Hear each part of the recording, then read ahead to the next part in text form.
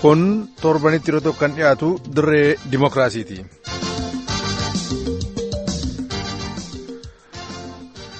Adda bilisummaa Oromoo wajjin hidhata qabu jedhamuudhaan qabamanii Oromoota kan biroo wajjin dura kan maayikalaawii jedhamu beekamu waaltaa qorannoo yakkaa fi fooreensikii booda immoo mooraa hidhaa Qaallittii keessatti kan hidhamanii turan barreessaa dureen Waafidoo obbo Baqqalee Jiraataa torban tokko dura hiikamanii jiru.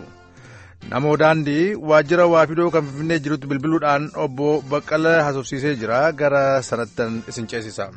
Obbo Baqqalee Jiraataa hunda dura baga hiikamtanii maatiif fira keessanitti dabalamtaniin jedha. Ameen ameen galatoomaan jedhanis. Mee jalqabuma haala itti qabamtanii mana hidhaa galfamtan natti himaa obbo Baqqalee eessatti qabamtan?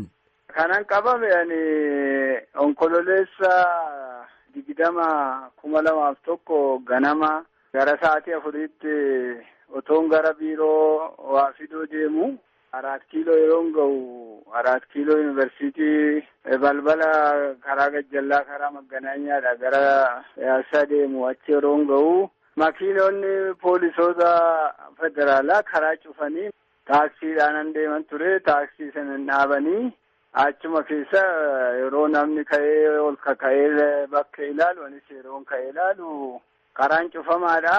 Makiinaan poolisii 2 karaa cufee dhaabateera. Yeroo kana tokko keessumaa dhufee kan barbaadamta jedhee makiinaa keessa na kaasee ati eenyu jennaanis gaaffiin barbaachisu bu'inaan jedheen yeroon bu'u harka ol qabeedhanii na sakatta'anii moobaayilii koo fudhatanii waan kiisii keessa jiru immoo waraqata baasii nutti kenneedhanii akka ittiin 4 kiilootti qabame tun gara waajjiraa deemaa jiru. Ka biyya keessatti socho'uuf eeyama seeraa hin qabne adda bilisummaa Oromoof hojjetaa jedha mootummaan Itoophiyaa. Hariiroo akkamii qabdu isin dhaaba kana wajjin? Hariiroo takkaanumayyuu adda bilisummaa Oromoo wajjin uummadhee hin beeku.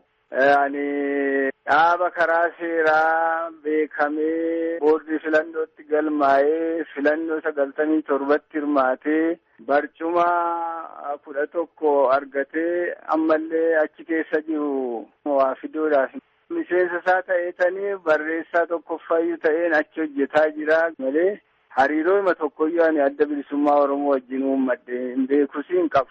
Mee walumaa galatti qabxiilee himannaa isinirratti dhiyaatan naaf ibsaa obbo Baqqalee.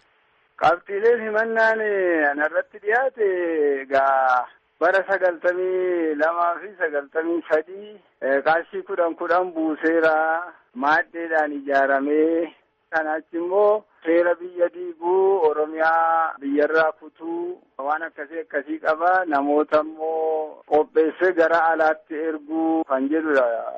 Himannaan achirra jiru. Yeroon isin mana hidhaatti dabarsitan akkam ture? Yeroo tokko abukaatoon keessan obbo Mul'isaa Ejjetaa akkas jechuun ibsa nuu kennanii turan.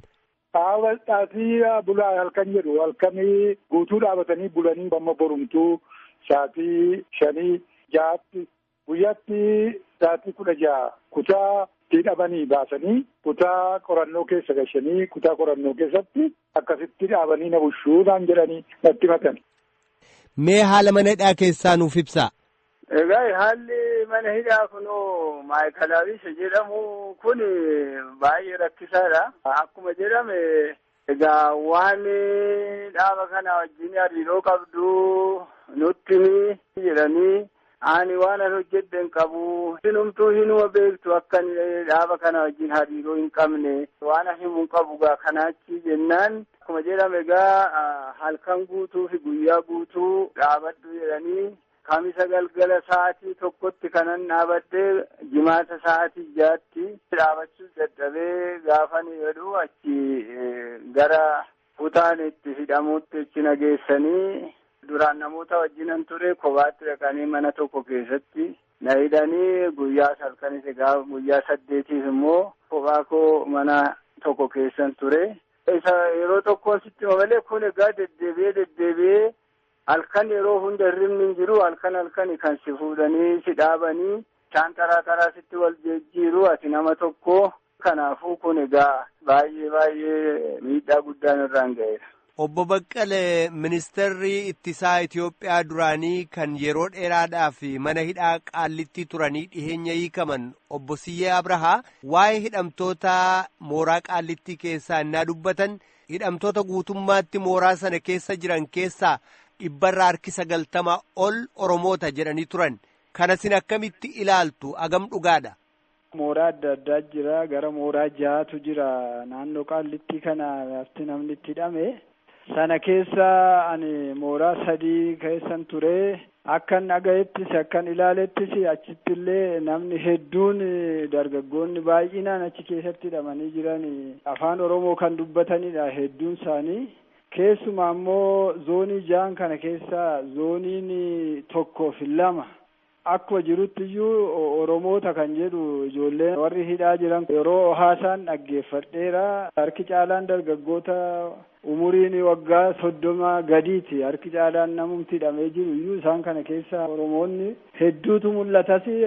Zooniin 1 keessumaa namoota Oromoo ijoollee Oromoo hedduutu achitti hidhamee jira. Odeeffannoo adda addaa dhagayeera. Kanaafuu jechi obbo Siyyeen jedhan akka kootti sirriidhuma jedheen fudhadha.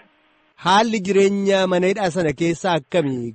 Haala jirullee ibsuudhumaafuu nama rakkisaa. Isa gubbaa sanarra garuu fooyyee qaba jechuu dandeenya. Maaliif maayikalaatti halkanii guyyaa manni sitti cufameetti achuma keessa teessaa aduun argitu torbanitti guyyaa tokko daqiiqaa 20 fi aduutti si baasu.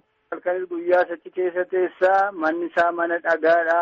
Akka cabbii qorraa achi keessatti. Qorra sana keessa olii gaddeemuun hin jiru. Mana xinnoo tokko keessa nama 10-12 teesseetu ooltee bultaa. Halkan sa'aatii 9tti kaan fincaaniif ba'aa jedhu kana booda hin jiru. Amma galgala immoo daganaa sa'aatii 9tti immoo al tokko si baasu. Kanaa achi wanti biraa hin jiru. Amma inni godanaa inni Qaallittii garuu halkanuma ol dachaatee mana bulta malee guyyaa. Mooraa kana keessa ooltaa warra achi keessa jiru waliin haasaa oolaa. Kanaafuu garaagarummaa kana qaba.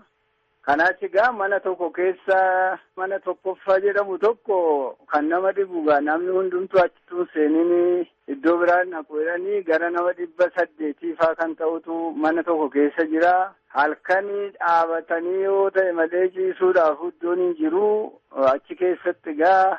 Hafuurri namaa jira, waan adda addaa jira, namni hunduu hin qufaa halkan guutuu hundumti keenya akkuma nama tasboo qabee 7-2 dhukkubsannee egaa sana booda mooraa sana keessa kutaa mana 5tu jira.